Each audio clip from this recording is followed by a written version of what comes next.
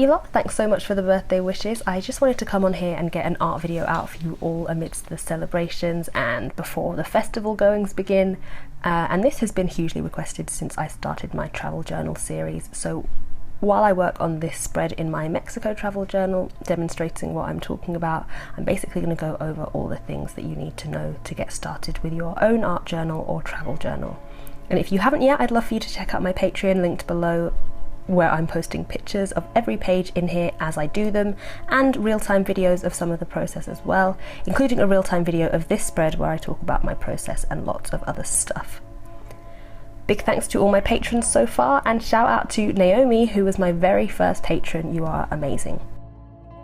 Now back to this video. So first of all, as I always say, there's no right or wrong way to do things. We all experience things differently, see things differently, and therefore we will want to have our own way of showing and displaying those things.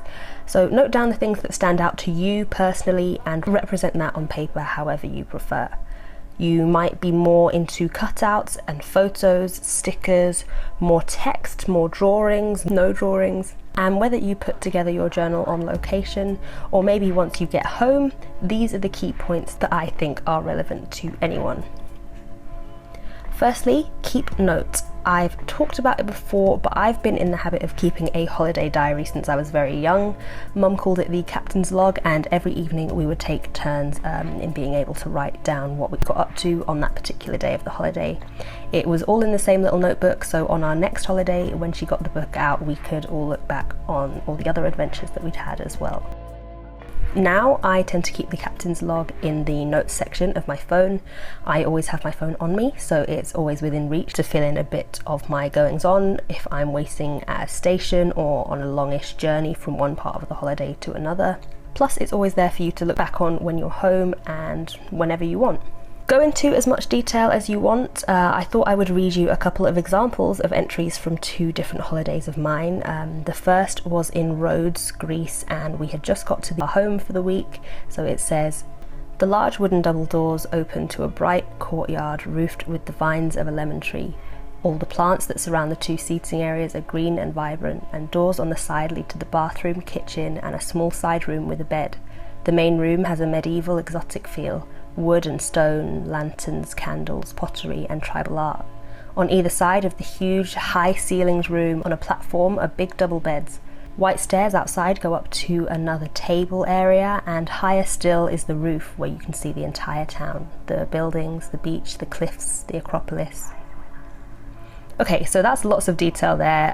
The next one is from a trip to Berlin, Germany. It was an equally as exciting trip, and rereading my journal brings back the same vivid memories, but my writing style is much different. So this one says, "Day 1, Friedrichshain, Prenzlauer, Neukölln, Bus 100 tour, Brandenburger tour, Siegersäule, Opera House, Tiergarten Zoo and Aquarium, train drama, met Daisy and friends, chalet, got shawarma to eat, Görlitzer Park with Renee and friends."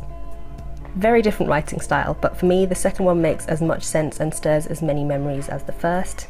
Good things to note would be what you ate, how was the weather, standout moments from the day, and people you met, especially names if you can remember them. It's a really nice detail. Next tip, collect everything. Pick up any relevant brochures, maps, business cards, keep tickets for buses, trains. It all makes great stuff for sticking in. Also, take pictures to refer to for drawing, but also to stick in. You can use your phone, camera, a disposable, or even better, an underwater disposable. With digital photos, I print them on my regular printer with regular ink, but order cheap photo paper from Amazon to print it on.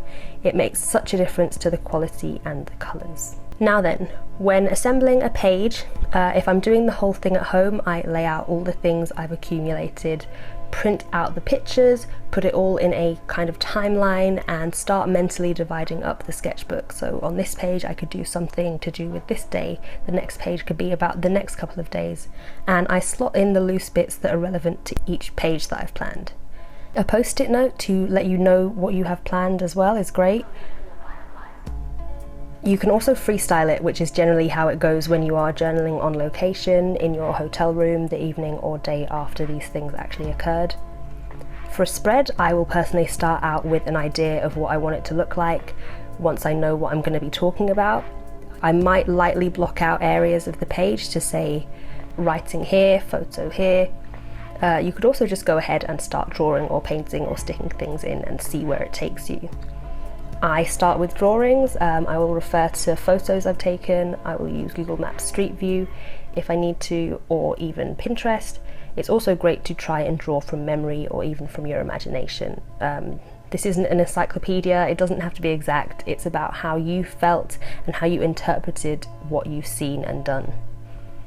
Landscapes and buildings are always a nice thing to draw in a travel journal, landmarks, and of course people that you've met if you can. If you're wondering about the tools I use and how I use them, you can check out the video I have on exactly that. It will be linked on screen and below. Next, I stick in the things that need sticking in. I also sometimes include envelopes or pockets for loose bits that I want to keep but not so much display. Then in the gaps I might write a bit, depending on how self-explanatory the page might be. If you prefer to focus more on writing, I would recommend doing that first and working your art and stick bits in around it. Experiment with different page layouts. You could fill a page spread with one big drawing. You could do lots of little drawings, layer drawings over each other, write a full page of text, make a collage of photos, set it out like an illustrated book or a newspaper article. And that's pretty much it. You can add embellishments to the page to give it a bit more vibrancy and a dynamic feel. I like paint splatters, but I use them in moderation, so not on every page. You could add stamps, stickers, some nice tape, some glitter, other textures, whatever you're into to give it your unique touch.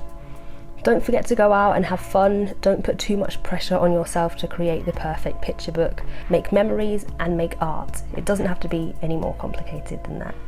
I'll see you later, guys. Bye.